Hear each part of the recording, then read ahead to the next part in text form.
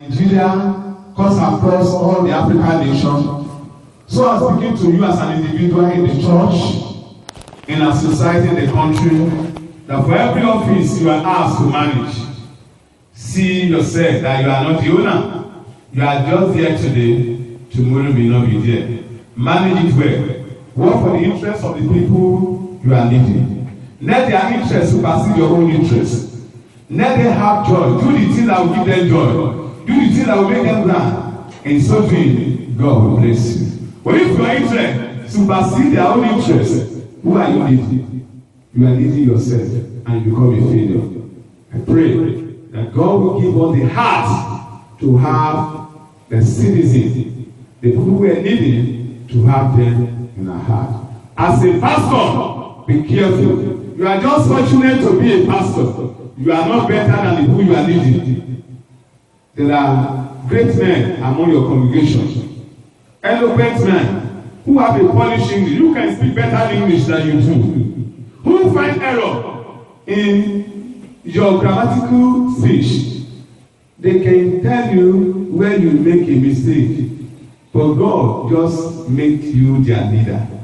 So think of what will make them to please God, not your own interest. Not use your member as a slave.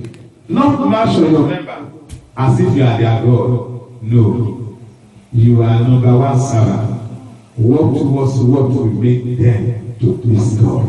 And as you do that, God bless you. I want you to stand on your feet and praise God. As we look at the word of God from the book of Daniel, chapter number 4, I want us to read from verse number 28 to 38.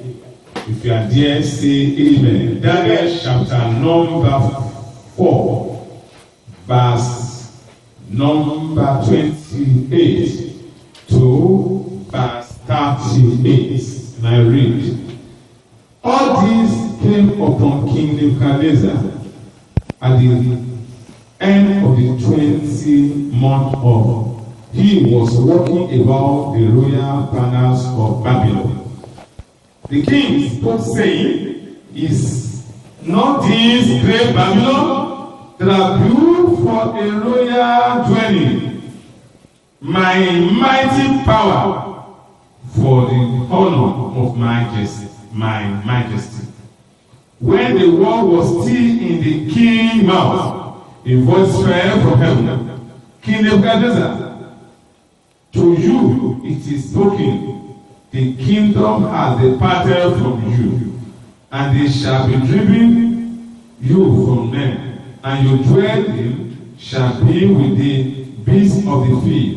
They shall make you eat grass like oxen, and 7 times shall pass over you, until you know that the Most High rule in the kingdom of men, and give you to that very honor. The word was fulfilled concerning Nebuchadnezzar. He was driven from men and ate grass like oxen. His body was wet with dew of heaven, till his hair has grown like eagle feathers, and his name like bird cloud. And it's at the end of the time, I, Nebuchadnezzar, lift up my eye to heaven, and my understanding returned to me, and I bless the Most High, and praise and honor him who lives forever, for his dominion is everlasting dominion, and his kingdom is from generation to generation. All these inhabitants of the earth are reported as nothing. He does according to his will in army of heaven, and among the inhabitants of the earth, no one can strain his hand or say to him, What I have done. And the same time, my reason returned to me, and to my glory of my kingdom, and my honor and the pleasure returned to me. My consolation, noble, restored to me.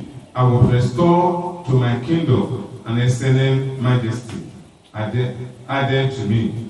Now, I, Nebuchadnezzar, praise and exalt and honor the King of heaven, all of whose work are true, and his way justified, and whose walk with him pride is able to put down. Praise the Lord. Praise the Lord. Hallelujah. This morning, brethren, before we pray, I'd love to share a few things with you on the topic that said, let all leader know that the seat of power belongs to God. Let all the leaders know that the seat of power belongs to God.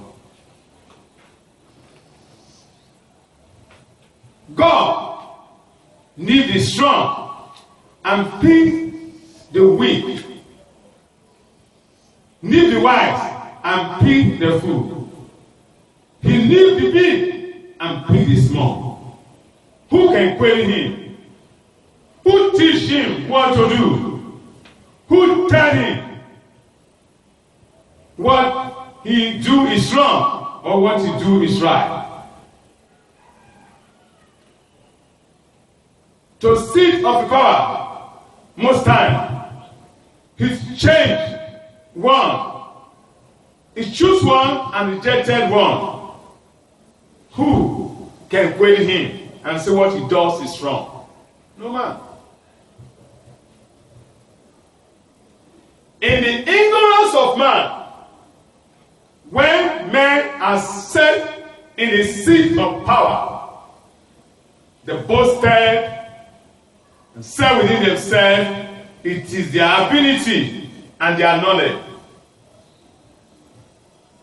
There are men who have higher quality than you have. There are men who have eloquent speech than you have. There are mighty men who can do better than what you are doing. But God decided to pick the weak and leave the mighty. Decided to pick the novice and abandon intellectual. He needs illiterates and pick illiterates. Men of high reputation. He saw. He refused to pick them. He went and picked men of no reputation. Who dare query him that what he does is wrong? When you get to that seat, did you reason like that? That is not your ability or your strength. There is often an adage in Yoruba language that I love so much. It has been what is guiding me in life. God decided to give glory to the lazy one. And by so doing, the lazy tongues, when it now has the seat of power, they all see me a mighty man. This is what happened to Nebuchadnezzar. Nebuchadnezzar was chosen as a king in Babylon. And one day he woke up and said to himself, "Oh, great Babylon, my hands has done this majesty. My power built this for my own honor and glory." As he was speaking that word, he has never finished his statement. A voice came down from heaven and nullified that his own thing that he has tried to himself and say, "You're wrong. This thing you said is wrong. You thought this thing belongs to you. No, you're wrong. No, you're wrong. No. I decided to do that, and I also decided to change my mind. If I change my mind, you can't do anything about it. I choose and I also reject. Nobody does anything about that." Look at what King Nebuchadnezzar said. "The great Babylon that I have built for honor of my majesty, great Babylon. Look at the way he says, that I have built for what? For my own majesty. The word was still in the mouth of king, not yet finished.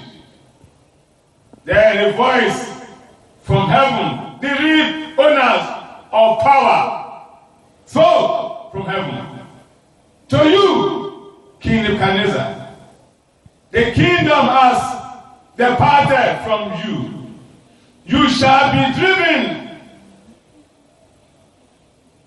out from men. You and your dwelling shall be with beasts of the field. Then you shall I shall make you to eat grass like oxen. 7 times shall pass over you, until you know that the Most High rule in the kingdom of men, and give it to whosoever he chooses. Praise God. When the king was still boasting of the great Babylon that he has built for his majesty, it's yet to finish the statement. A voice came, "Oh king, you made a mistake. This kingdom shall be taken away from you. It shall be driven away from men. And you will dwell in the midst of peace and eat grass like oxen. Until you realize that the Most High God chose men, put them on his seat, and he also rejected and choose another one to give to whosoever he will. Let every leader know that the seat of power does not belong to them. Don't boast of the seat you are there now if it is your home. Not because of your ability, not because of your strength. This king stands 7 years in the midst of animals because he allocated power to himself. He took the glory that is supposed to give back to God. Sometimes when God honors people by just touching the heart of the men around, to say, we are choosing you to come and lead us. And the next thing the man will do is to disgrace the people that choose him.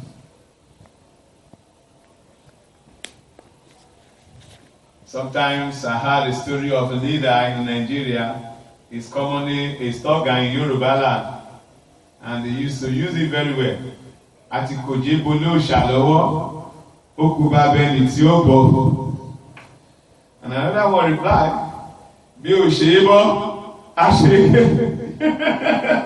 I love Yoruba language. It's a very complete word. For every word you say, they have another word to counter it. He said, we have given somebody a power.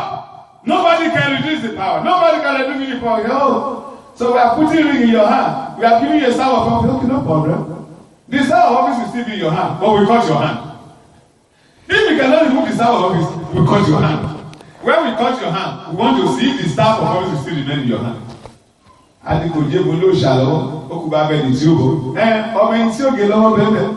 If you just cut the hand, you hold the staff in your hand. We only cut your hand. We don't need the staff. Let's see if the staff will see it. We don't need the staff. We will not collect the staff, but we cut your hand. Not everyone in the seat of power realize that you are not the owner. So be careful. The one who chooses you as a next person is still himself another next man somewhere to choose. May I say I'm talking to Nigeria, cuts across all the African nations, so as begin to you as an individual in the church, in our society, in the country, that for every office you are asked to manage, see yourself that you are not the owner. You are just there today tomorrow may not be there. Manage it well. Work for the interest of the people you are leading. Let their interest supersede your own interest. Let them have joy. Do the thing that will give them joy. Do the thing that will make them glad. In so doing, God will bless you. But if your interest supersede their own interest, who are you leading? You are leading yourself and you become a failure. I pray that God will give us the heart to have the citizens, the people who are needing, to have them in our heart. As a pastor, be careful. You are just fortunate to be a pastor. You are not better than the people you are leading.